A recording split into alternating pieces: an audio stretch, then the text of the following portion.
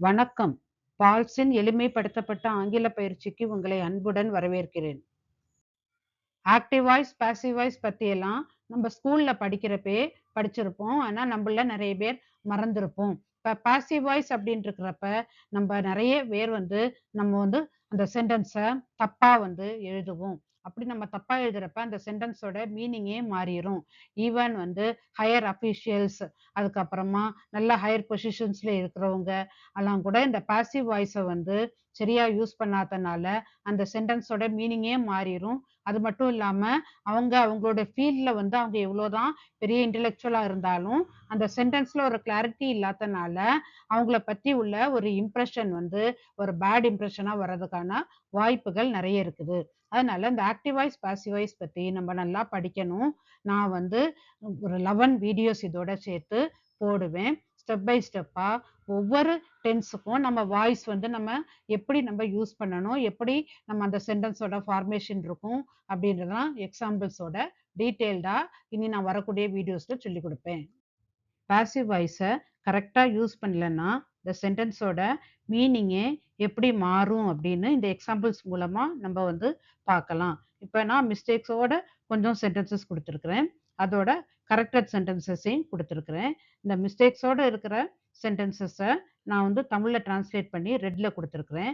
அதோட கரெக்டட் சென்டென்சஸை நான் கிரீன்ல தமிழ்ல கொடுத்துருக்குறேன். இப்போ நான் இதை எக்ஸ்பிளைன் பண்றப்பே உங்களுக்கு நம்ம பாசிவ் வாய்ஸ் சென்டென்ஸ்ல நம்ம எப்படி தப்பு எழுதுறோம் அப்படின்றது தெரியும். இப்போ த ஃபார்ம்ஸ் சப்மிட்டட் அப்படின்னா மீனிங் என்ன? படிவங்கள் சமர்ப்பித்தன. ஃபார்ம் போய் அது எங்கேயாவது போய் எதையாவது சப்மிட் பண்ணுமா? பண்ணாது. இப்போ மீனிங்கே மாறிடுது. அதே இது நம்ம ஃபார்ம்ஸ் வேர் சப்மிட்டட் அப்படின்னு போட்டா அதோட மீனிங் என்ன? படிவங்கள் சமர்ப்பிக்கப்பட்டன. இந்த வேர் அப்படின்ற ஒரு வேர்டு போடாதனால நமக்கு மீனிங் எப்படி ஆகிருது? த ஃபார்ம் சப்மிட்டட்னா படிவங்கள் சமர்ப்பித்தனன்னு வருது. ஆனா கரெக்டானது என்னது? படிவங்கள் சமர்ப்பிக்கப்பட்டன அப்படின்னா அதுக்கு இங்கிலீஷ்ல த ஃபார்ம்ஸ் வேர் சப்மிட்டட். அடுத்தது இது தப்பான சென்டென்ஸ். த ஜட்ஜ்மெண்ட் பாஸ்ட் அப்படின்னா மீனிங் என்னன்னா தீர்ப்பு வழங்கியது. தீர்ப்பு போய் எங்கேயாவது போய் வழங்குமா? வழங்காது. நம்ம கரெக்டா சொல்லணும்னா எப்படி சொல்லணும்? தீர்ப்பு வழங்கப்பட்டது. அப்ப அதோட கரெக்டான சென்டென்ஸ் என்னன்னா இங்கிலீஷ்ல த ஜட்ஜ்மெண்ட் வாஸ் பாஸ்ட். அப்ப இந்த வாஸ் அப்படின்ற ஒரு வேர்ட் போடாதனால நமக்கு இந்த சென்டென்ஸோட மீனிங் எப்படி மாறுது அப்படின்றத தெரிஞ்சுப்பீங்க. அடுத்தது டாஸ்க் கம்ப்ளீட்டட் அப்படின்னா பணிகள் நிறைவு செய்தன. ஆனா அதே இது கரெக்டா நம்ம என்ன சொல்லணும்? பணிகள் முடிக்கப்பட்டன. அப்ப டாஸ்க் வேர் கம்ப்ளீட்டட் கரெக்ட். அடுத்தது the book return to me அப்படின்னா அதுக்கு தப்பா இருக்கிறப்ப மீனிங் என்ன சொல்லணும்னா புத்தகம் என்னிடம் திருப்பி வந்தது. புக்கு நம்மள்ட்ட என்ன நடந்து வருமா? வராது. அதை நம்ம எப்படி கரெக்டா சொல்லணும்? புத்தகம் எனக்கு திரும்பி கொடுக்கப்பட்டது. அப்ப நம்ம இதை கரெக்டா என்ன சொல்லணும்? The book was return to me. அடுத்தது த மெடிசின் டேக்கன் அப்படின்னா என்னது? மருந்து எடுத்தது. மருந்து போய் எதையா எடுக்குமா? எடுக்காது. அதே இது நம்ம கரெக்டா சொல்ல என்ன சொல்லணும்? மருந்து எடுக்கப்பட்டது. இப்போ அது கரெக்டான இங்கிலீஷ் சென்டென்ஸ் என்ன? The medicine was taken.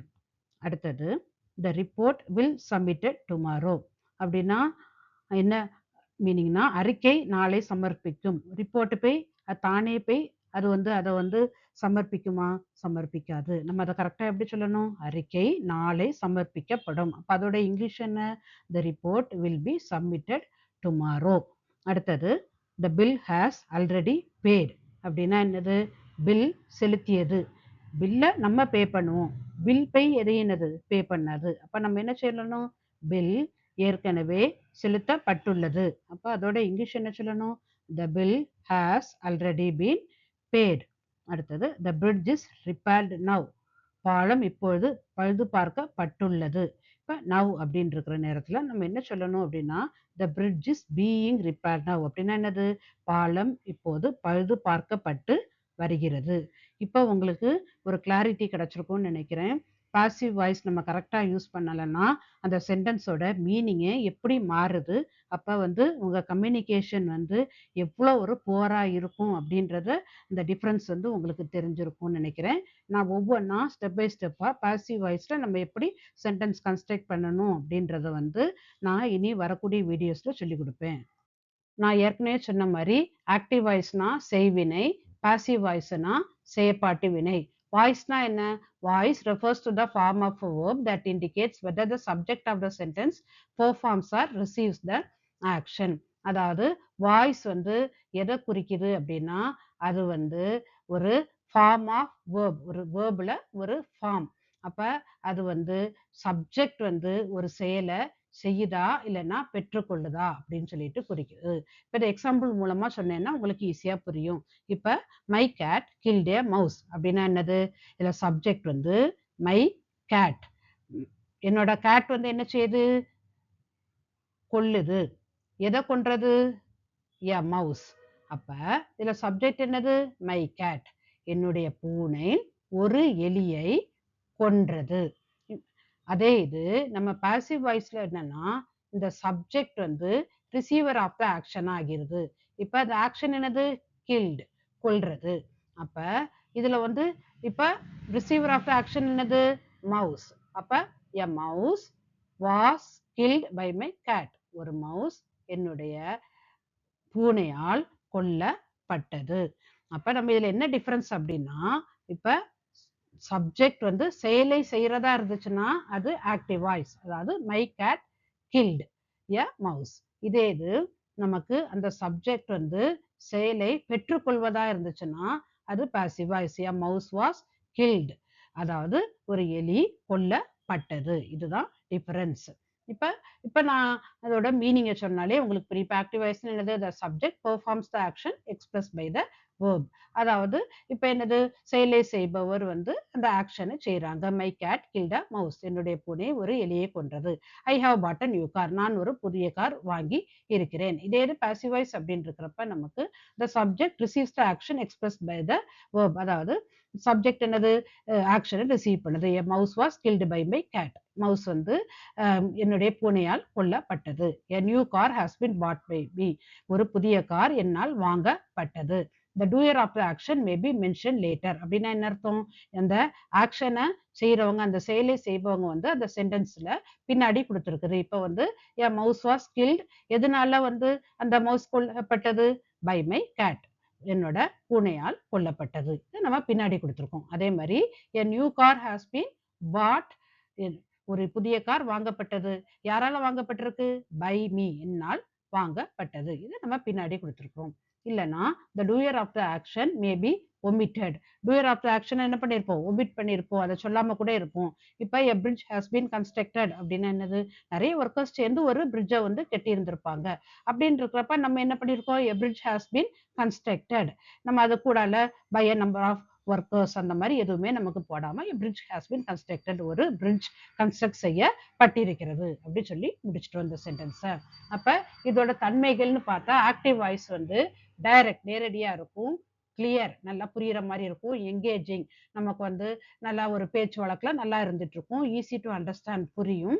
Commonly used in everyday conversation, informal writing, அன்னைக்கு நம்ம டெய்லி யூஸ் பண்ற நம்மளோட உரையாடல்கள்லையும் இன்ஃபார்மல் ரைட்டிங்லையும் யூஸ் பண்றோம். இதே இது பாசிவ் வாய்ஸ்னு இப்ப emphasize the action or the recipient of the action நம்மளே சொன்னப்ப நமக்கு வந்து இது வந்து எதுக்கு முக்கியத்துவம் கொடுக்குதுன்னா ஆக்ஷனுக்கும், இல்லைன்னா இந்த ஆக்ஷனை பெறுபவர் அந்த ரிசிபியனுக்கும் முக்கியத்துவம் கொடுக்குது.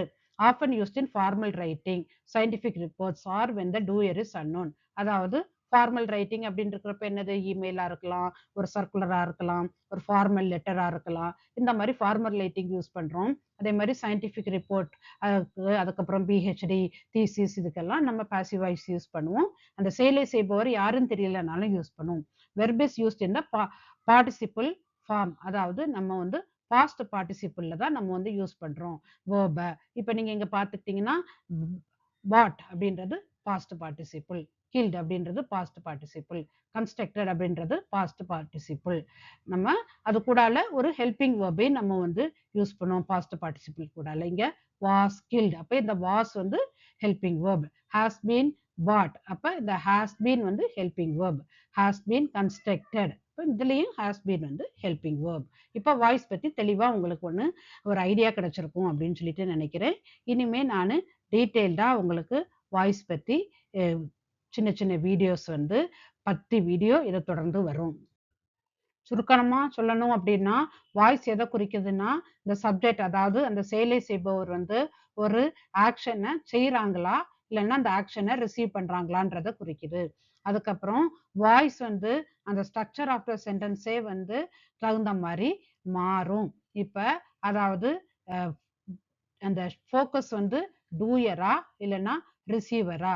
இப்ப ஃபோக்கஸ் டூயர்ல இருந்தா அது வந்து ஆக்டிவ் வாய்ஸ், ஃபோக்கஸ் ரிசீவர்ல இருந்தா அது வந்து பாசிவ் வாய்ஸ். பாசிவ் வாய்ஸ்ல எப்பவுமே பாஸ்ட் பார்ட்டிசிபிள் தான் நம்ம வந்து யூஸ் பண்ணுவோம். அது கூட ஹெல்பிங் வேர்ப், இப்ப is, was, has been, is, being, இந்த மாதிரி ஹெல்பிங் வேர்ப்ஸ் வந்து யூஸ் பண்ணுவோம். அதே மாதிரி இப்ப சப்ஜெக்ட் வந்து ப்ரோனோனா இருந்தா அது வந்து பாசிவ் வாய்ஸ்ல வந்து அந்த ப்ரோனோன் எப்படி மாறும் அப்படின்னா, இப்ப எக்ஸாம்பிள் எடுத்துக்கிட்டீங்கன்னா ஐனா மீயா மாறும், ஹீனா ஹிம்மா மாறும், தேனா தெம்மா மாறும்.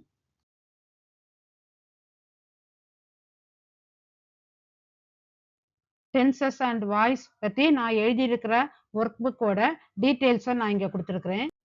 அடுத்த வீடியோ பாசிவ் வாய்ஸ் பத்தி இருக்கும். என்னை பத்தி நீங்க தெரிஞ்சுக்கணும் அப்படின்னா நீங்க இங்க பார்த்து தெரிஞ்சுக்கலாம். இந்த வீடியோ உங்களுக்கு பிடிச்சிருந்ததுன்னா லைக் பண்ணுங்க, கமெண்ட் பண்ணுங்க, ஷேர் பண்ணுங்க, சப்ஸ்கிரைப் பண்ணுங்க. நன்றி.